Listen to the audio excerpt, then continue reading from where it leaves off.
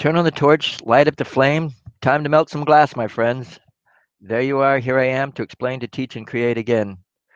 A few hours ago, I went to one of my students' house and got a chance to play with the GTT, uh, and it was more torch than I could handle at the moment. Been at it for a long time, and I don't think I've ever had that much flame behind what I was trying to do. I felt like I'm used to a three-speed pickup truck and get behind the wheel of as Adam liked to put it, a Porsche. And I was like, wow! Um, Actually, if I had a torch like that, it would be turn on the torch, light up the flame, time to pass out some sunscreen, my friend, because I don't know if you can see it or not. I've got a little bit of a sunburn going on. That's why I called it literally the afterburn. Um, I was really excited to get a chance to play with that machine. And Adam is a very unique individual, and I think he's got a lot to look forward to. He's got a nice little torch setup and a nice oven to once you finish something to just pop it right in there and keep it going.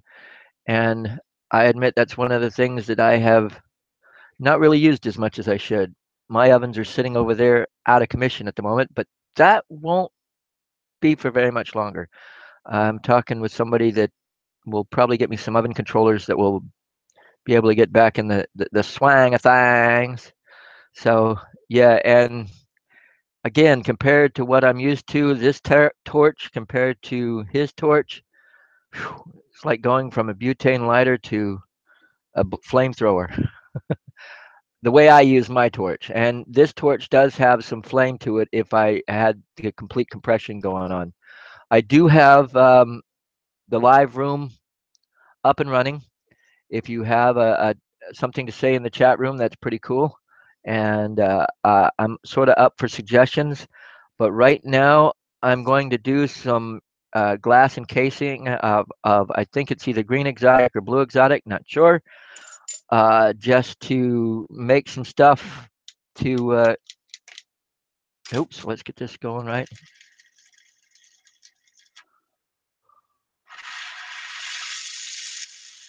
Let's kick in the other oxygen concentrator. Yeah, a little bit more pressure, and I'm also gonna. It's gonna get a little loud compared to his torch. My torch is one loud machine, but I love my little Carlisle, and I say little compared to what he has. Um, and I was really impressed by the melting capabilities of that thing and the time value that you would have on getting something done. I also noticed that with that machine, you should probably either have like he just got an oxygen home fill system, or also thinking about liquid O2, which is a way of going at it also. Oh yeah, I think I need to tilt that up or down one, and I also need to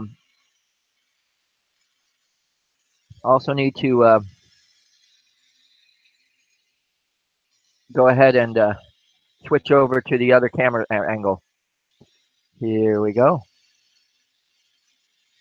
Where is it's way over here, and I'm trying to get it over there, and it won't go.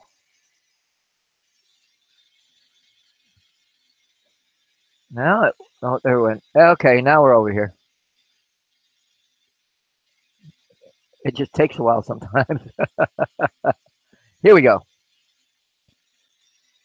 Much better. Okay, now you can see what I'm up to. And I think I'm going to tilt this back a little bit and then upwards just slightly and tilt it back. There you go. That'll be a good angle for my torch. Oops.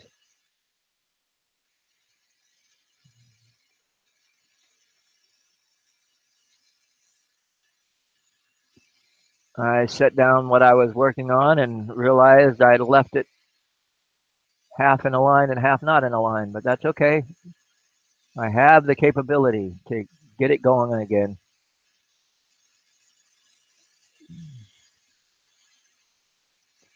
Got a little melted, but that can be arranged also. Straighten it out slightly. Yeah, the GTT is definitely a torch to reckon with, and I know a lot of glass blowers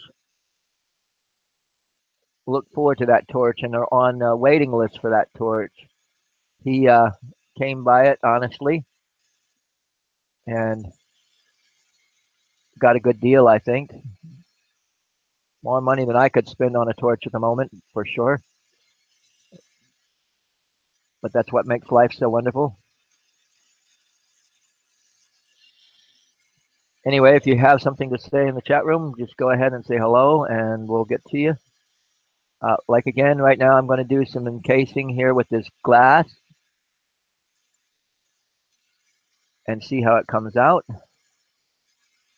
This was on some short end pieces and some colored rods, so I don't know exactly what it was, but I'm definitely using it anyway. It's either in the exotic range or the multi-range colors, so it's something I can deal with, and I'm looking to make some cane or rod, I guess you could say. What is it? You get hot glass in your hand, and you have to itch a scratch in your face, scratch and itch on your face. Okay, warm it in.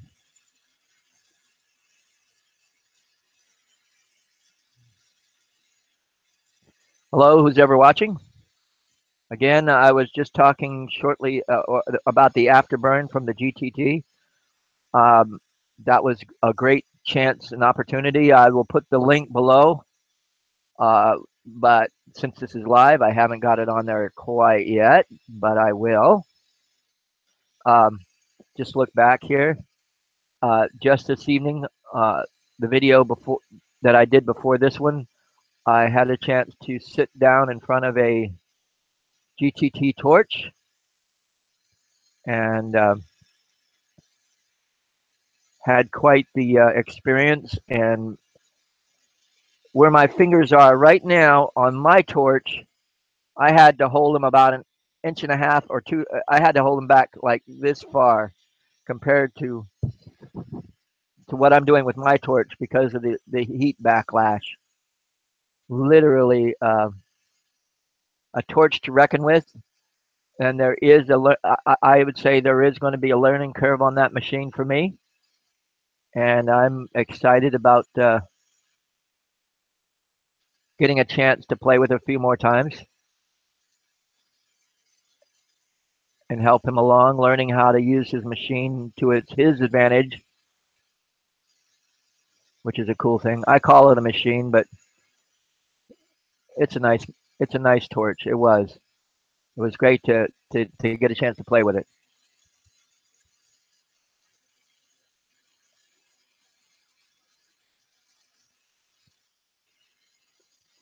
Anyway, again, what I'm doing right now is I'm layering clear on top of it's a green strike color. I don't know what it was, but I make an encase on a regular basis. Most of my exotic colors and stuff like that. Hey, Nathan. The 3B half-inch tip with a simple torch. I have a Nortel's SQ in the shop. Yeah, the National is a workhorse also. Matter of fact, one of my very first, not the very first one, but one of my first glass torches was a National. I had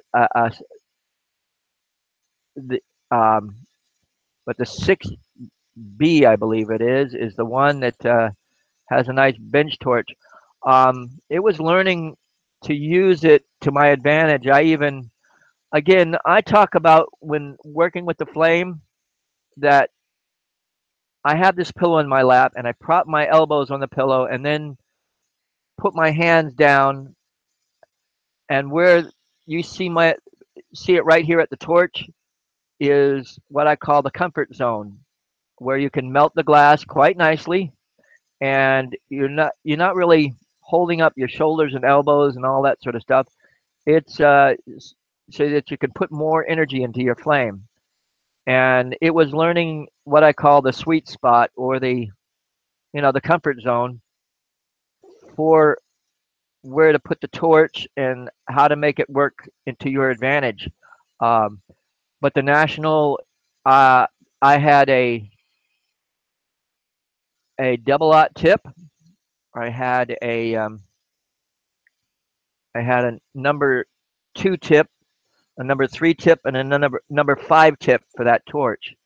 And I used them on a regular basis. And with my miniature stuff, that the zero tip was a sweet little thing to have around.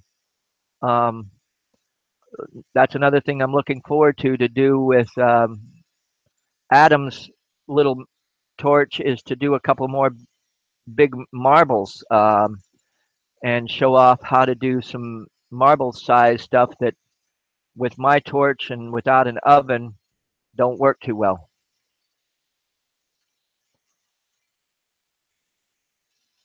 Oh yeah, this is looking like some interesting stuff as it curls around.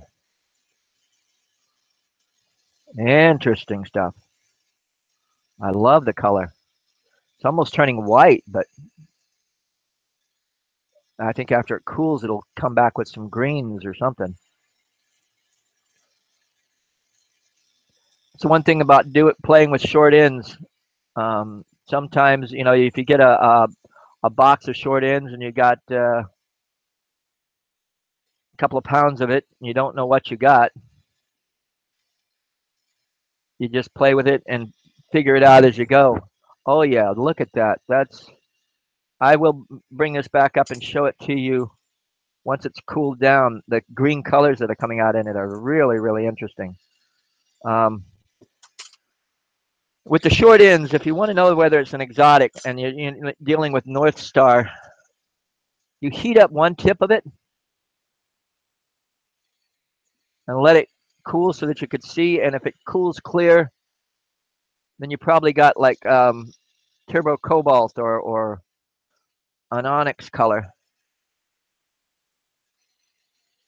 But if you get a metallic shine color like this, or a color that sort of fans out from it, then you've got some of the exotics, and it could either be a blue exotic or whatever. Now, with your torch, Nathan, you can get a nice range. I could probably could have done a video demo on what you can do with the national, but my son came to visit me for the summer, and he wanted to have a torch to take back with him, and that one was just, well, it wasn't just sitting there, because it was in some respects, but also I would use it as time goes on. But he wanted a torch to play with, and I was able to accommodate him. And he also took my good didymium glasses with him, because he needed something so that his eyes would be protected. I'm using my lens in front of it. You can't really see it. It's just out of sight from where you're at. But I have regular trifocals on, and my didymium lens is sort of like a half heat shield and half, well, it does the job. Where I focus and where I could see what's going on inside the flame, it's doing its job quite nicely. And again, this color is going to turn out really nice. Oh yeah, look at the colors come out in that other one. I don't know if you can see it or not. The swirls of color that I made.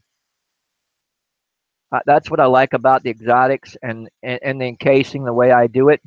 It really comes out with some swirls of color that you will never be able to reproduce exactly. You'll get the same hues and colors, but the rod will be individual.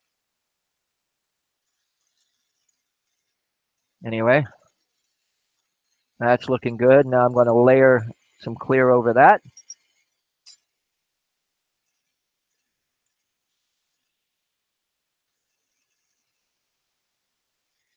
Oh, missed. So where are you located, Nathan?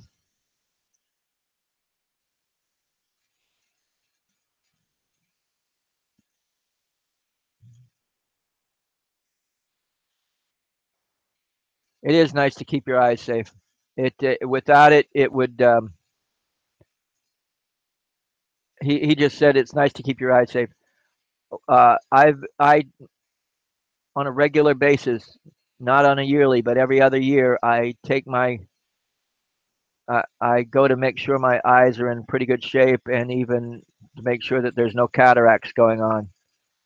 And the um, the eye doctor has I explained to him what I do, and he keeps informed about it. Let's just put it that way. Oh yeah, this is definitely a not as hot to run and play with as the GTT.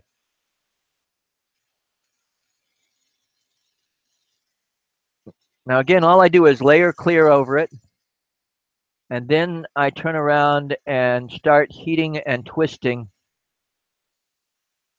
and that creates the swirl patterns in the glass. Once I pull it out into a rod, you will definitely see the difference in colors and shapes and stuff. It's getting there. Oh, you're in Texas. That's cool.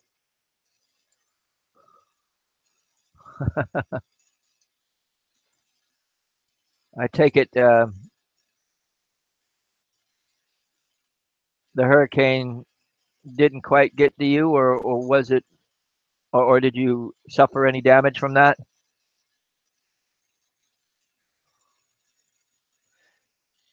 Anyway,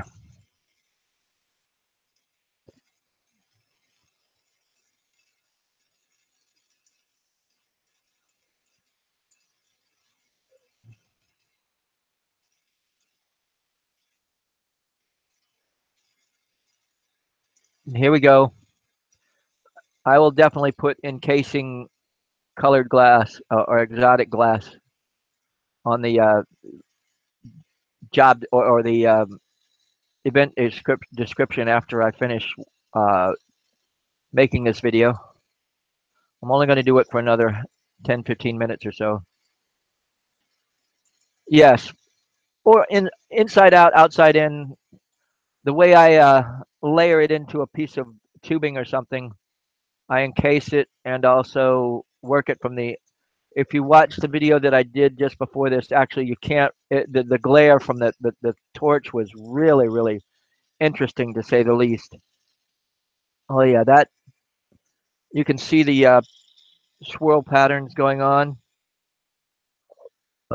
and it really does make some nice. And every time you swirl it into something or layer it onto something, it has that color. Safe up there in Austin. Cool. I know there's sort of a little bit of a delay with when I say something and you actually see it too, but that's okay. Ah,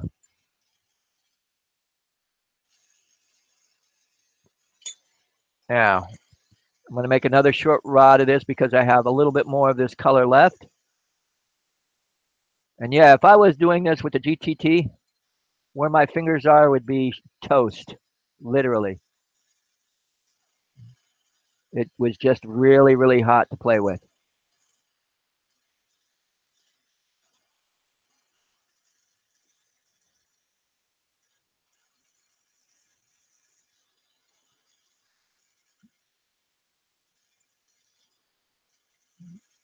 I don't know if I've got enough color to last around this thing. Nope, missed it by one. Well, I got by. Cool. I made it work.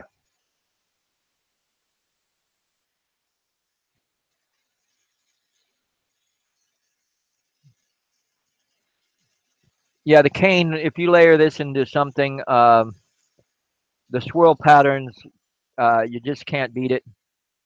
And anything and everything that I do, I like to try to put this signature type colors into my work. Um, it just stretches your color. Like if you're paying $60 to $80 to $100 a pound for some of these colors, and you layer it on. If it's a nice opaque color, you layer it on clear, and then layer clear over that. Instead of you've now stretched out the amount per pound that you're getting, and it's still going to be some good color. And in my case, with the exotics and the swirl patterns, unique colors. Itch.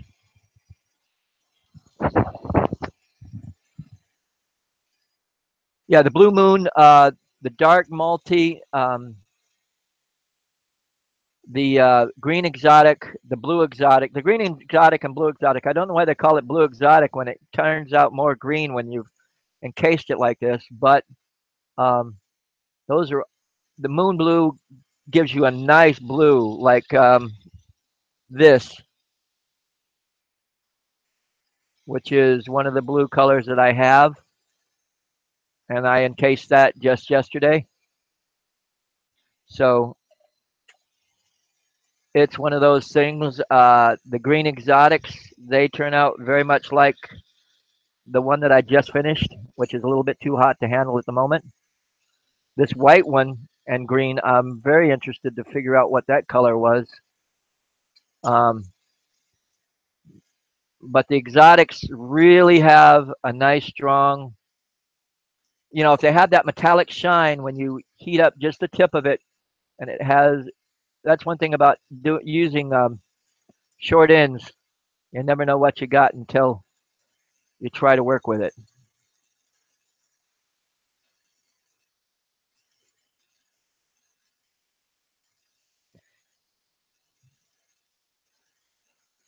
And the more you like from here, I could make a conch shell or something, and then do sort of like the fold and pull with this weave of swirl that you've got, and it again changes the pattern, changes the design, changes the that you cannot reproduce exactly.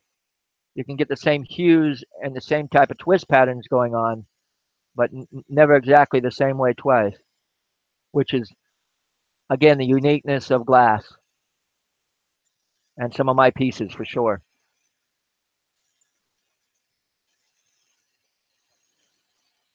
Yep, yep, yep.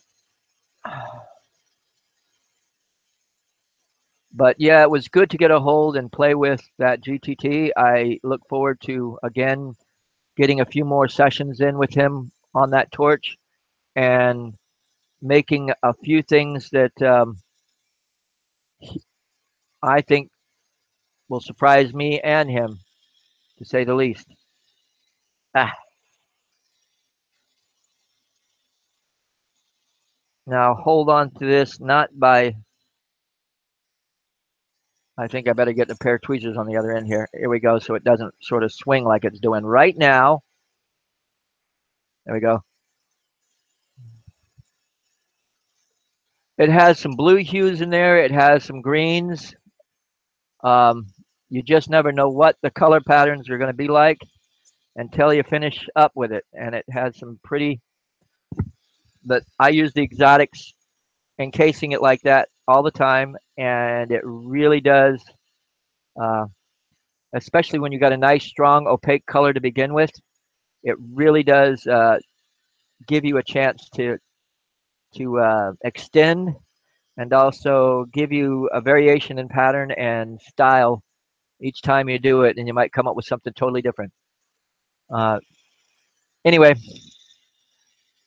as I said, it's only going to be this really quick video, and I did some encasing, and I'll put that in the listing. Thanks for watching, guys. And Nathan, if you are interested in talking more about the national, look me up on Messenger and Facebook, and maybe we can get a video chat going or even a phone call so that we can maybe I can talk you through something or something like that. Anyway, as always, enjoy your day, and thanks for watching. Carpe Vitro. Where there it is.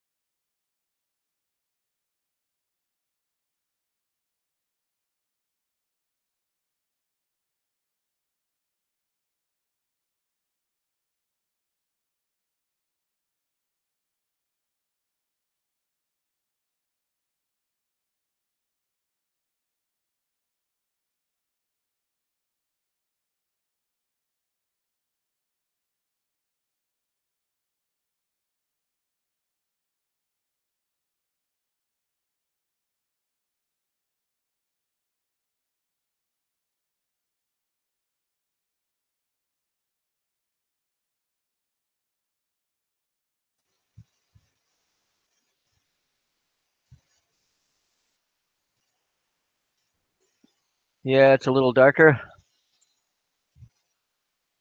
on the screen,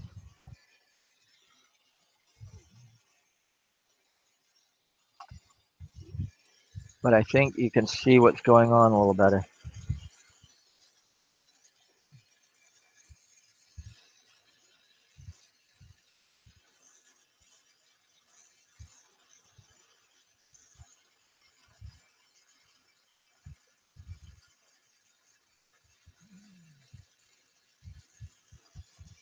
It's still bright and shiny.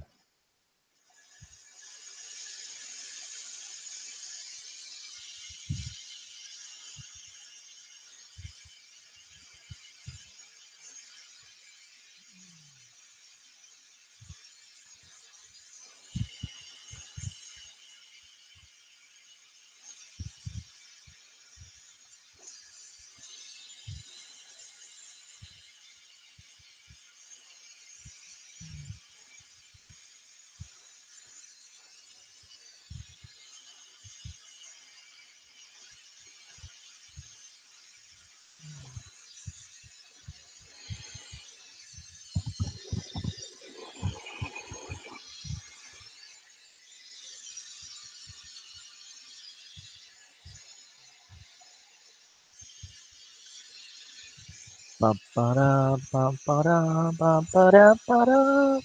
Mama, da, ba, ba-da, ba-da, ba-da.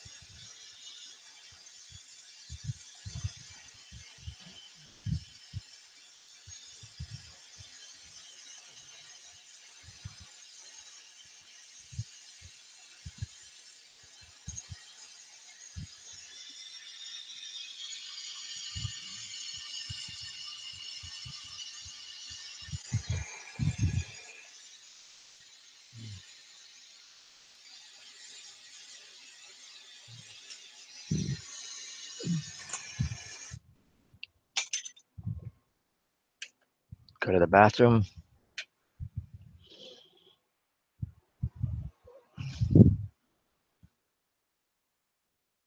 Oh, I'm live again. Holy cow, I didn't realize that.